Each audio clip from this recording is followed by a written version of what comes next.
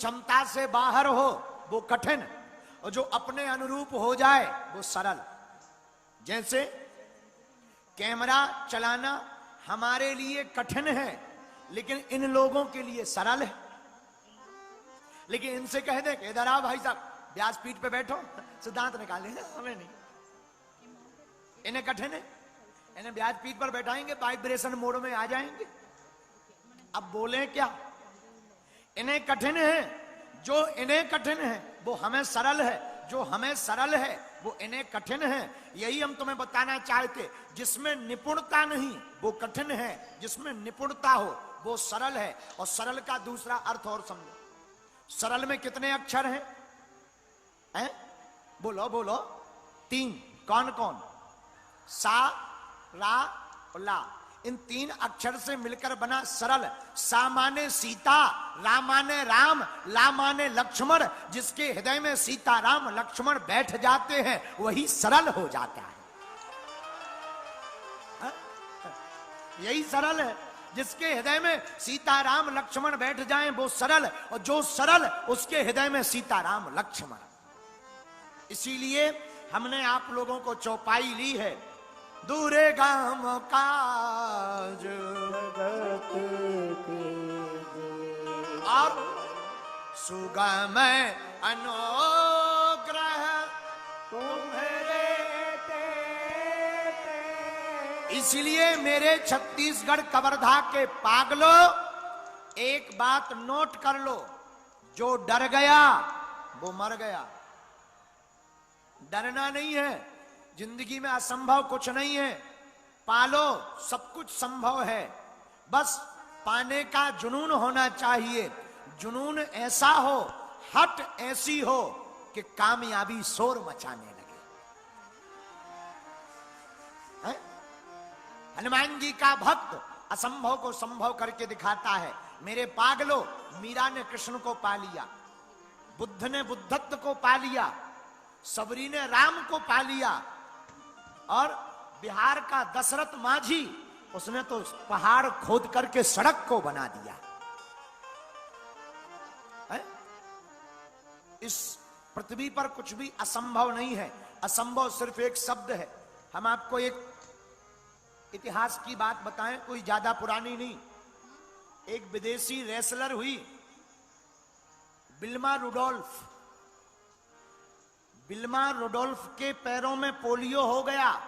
डॉक्टरों ने कहा तुम चल नहीं पाओगी, पूरी जिंदगी तुम चलना तो दूर की बात, ठीक से बैठ भी नहीं पाओगी, तुम्हारे पैरों में पोलियो है। वो रोने लगी। मां ने कहा बेटी चिंता मत कर, तू चलेगी। और उसने कभी हिम्मत नहीं हारी। परिणाम ये निकला कि एक दिन वो देश की सबसे बड़ी दौड़ करने वाली महिला निकली और 3 दौड़ में गोल्ड मेडल जीते। इससे सिद्ध होता है कि जिंदगी में कुछ भी असंभव, हनुमान जी की कृपा से तो सब कुछ संभव है। आहा, हनुमान जी ने विभीषण को राजा बना दिया। तुम्हारा मंत्र विभीषण। देखो, बुरा ना मानना, विभीषण जी ने कभी स्वप्न में विचार नहीं किया था कि हम राजा बनेंगे, लेकिन एक संगत मिली हनुमान जी की। रावण भी मर गया, आतताई से भी बच गए और राजा भी बन गए। यहां का सुख भोग कर वहां चले गए। मेरे पागलों, मेरे प्रियजनों, यही हम तुमसे कहना चाहते हैं। जो कर्म किया वो तो तुम्हें मिलना है, जो भाग्य में लिखा वो तो तुम्हें मिलना ही मिलना है। अगर तुम हनुमान जी की कथा सुनोगे तो जो भाग्य में नहीं होगा वो भी प्राप्त हो जाएगा।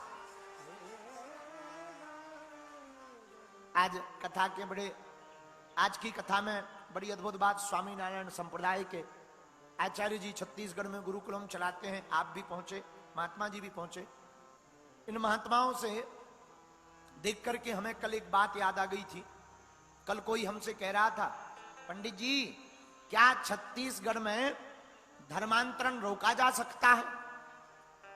हमने कहा जिस दिन छत्तीसगढ़ के प्रत्येक गांव के मंदिरों में हर मंगलवार को हिंदू इकट्ठे होने लगेंगे, उसी दिन छत्तीसगढ़ के गांव गांव से धर्मांतरण वाले भाग जाएंगे।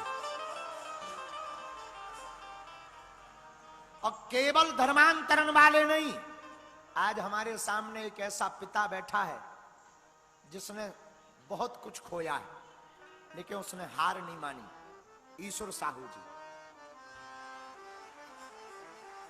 वर्तमान में तो ये विधायक बने, अभी चुनाव लड़े थे, विधायक बने, लेकिन इनका परिचय विधायक का नहीं है।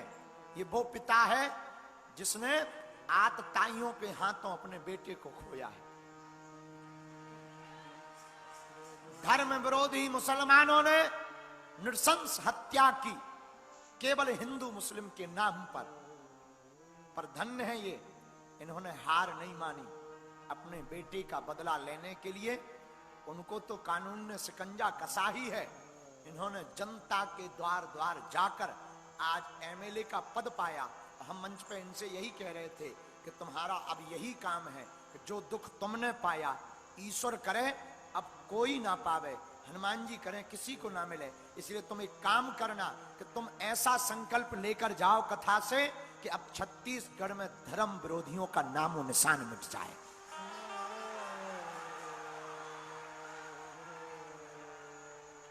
बोलो सीताराम, जोर से बोलो। देखो, हम किसी के विरोधी नहीं हैं, लेकिन जिसके साथ अन्याय अत्याचार होगा, हम उसके साथ खड़े रहेंगे। हम सत्य के पक्षधर हैं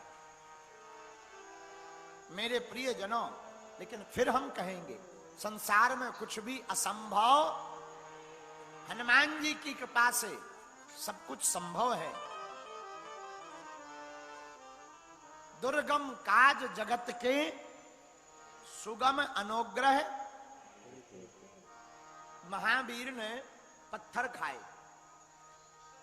लोग महावीर को पत्थर मारते थे, लेकिन उन्होंने अपनी पूजा पाठ नहीं छोड़ी, अपने नियम को नहीं त्यागा।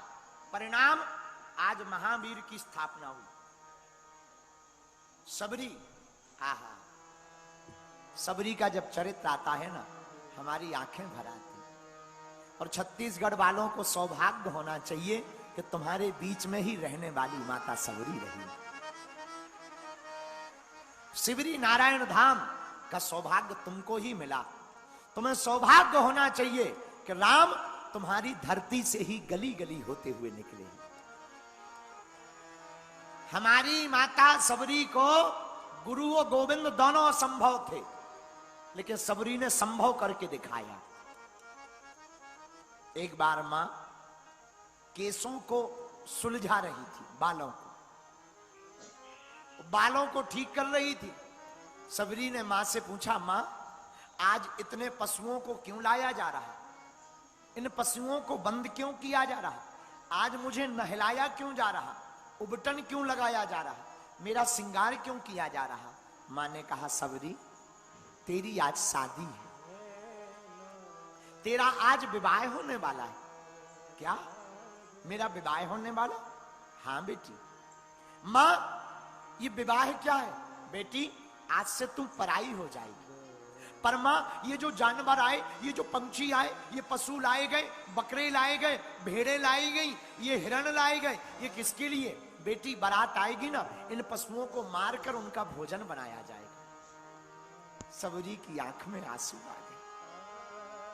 इन निरसंस मूक बधिर जीवों को मारकर अगर मेरा उत्सव मनाया जाए तो थू है ऐसी जिंदगी पर, थू है ऐसे गृहस्थ पर, और भाड़ में जाए ऐसा विवाह जिसमें ऐसे पशुओं की हत्या की जानी है। वो विवाह मुझे मंजूर नहीं है। और सबरी रात को ही जाग गई। सबरी का बुद्धत्व जाग गया, सबरी का ईमान जाग गया, सबरी की चेतना जाग गई, सबरी की बुद्धि जाग गई। और मेरे पागलों, न सबरी उस रात को जागती, न सबरी को कोई जान पाता। वन में ही रहने वाली एक साधारण लड़की हो जाती। रात को सबरी जाग गई, और जागी ऐसी कि भाग गई, घर छोड़कर भाग गई। भागते भागते जो पशु बंद थे बाड़े में, उस बाड़े के दरवाजे को खोल दिया, पशु भी भाग गए और भागते भागते पशु कहने लगे, सबरी जैसे तूने हमारा बंधन खोला, जा परमात्मा तुम्हारा बंधन खोलेंगे। सबरी रोती रोती वन में छिपती छिपती इन्हीं छत्तीसगढ़ के जंगलों में छिपती छिपती भागने लगी। न कोई ठिकाना है, न कोई रास्ता है, न कोई पता है कि जाना कहां, मेरी मंजिल कहां है। चली जा रही वो तो दिन भर पेड़ों पर चढ़ी रहती। क्यों? पिताजी ढूंढ ना ले, ढूंढ लेंगे जबरदस्ती शादी करवा देंगे, मुझे शादी नहीं करनी। जंगलों में छिपी रहती, पेड़ों पर चढ़ जाती, रात होती भूख लगती, बेरों को खाती, सूखे पत्तों को खाती, सूखे फलों को खाती। धीरे धीरे धीरे इसी वन में रहने वाले मतंग मुनि के आश्रम पहुंच गई। पर आश्रम जाए कैसे? स्त्री है और अपने आप को निम्न जाति की मानती थी। पर एक बात बोले, भगवान एक घड़ी बड़ी जाति वालों को नहीं मिलते, उनको जरूर मिलते जिनका कोई नहीं होता है? चाहे वो वाल्मीकि हो, चाहे वो सबरी हो, माई बाप, इनको परमात्मा गड़िका हो, अजामिल हो, इनको परमात्मा जरूर मिले। याद रखना मेरे प्रियजनों और छत्तीसगढ़ कवर्धा के लोगों, भगवान जाति नहीं देखता, परमात्मा तो भाव देखता। जिसके माथे पर टीका और मन में भक्ति होती है, भगवान उसी के सामने प्रकट हो जाता है। रोती हुई सिवरी, रोती हुई सिवरी, सबरी मतंग मुनि के आश्रम के पास पेड़ पर रहने लगी।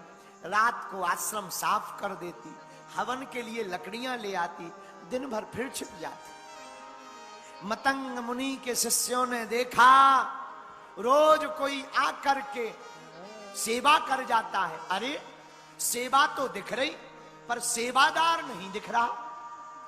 ये सेवा करने वाला कौन है? कौन है आखिर? आहा, एक दिन शिष्यों ने छिप करके सबरी को पकड़ लिया, हाथ पकड़कर गुरुजी के पास ले आए। सबरी डर गई, कांप गई, दूर खड़ी हाथ जोड़कर हो गई। फटे हुए कपड़े, शरीर काला, आंखों में कालिमा छाई, बाल बिखरे हुए, आंसुओं से भरा हुआ आंखों को देखा। मतंग मुनि ने पूछ लिया, कौन हो तुम?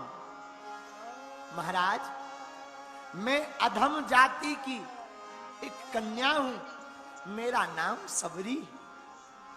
अरे बेटी, तुम इस तरह क्यों घूम रही? महाराज, पूरी घटना बतलाई। मेरे पिताजी विवाह करना चाहते, मैं विवाह नहीं करना चाहती, मैं तो भगवान का भजन करना चाहती हूं। ठीक है बेटा, चिंता मत करो, आज से तुम हमारी बिटिया हो, हम तुम्हारे पिता हैं, आज से तुम यहीं रहो। महाराज, पर मैं बहुत निम्न जाति की हूं।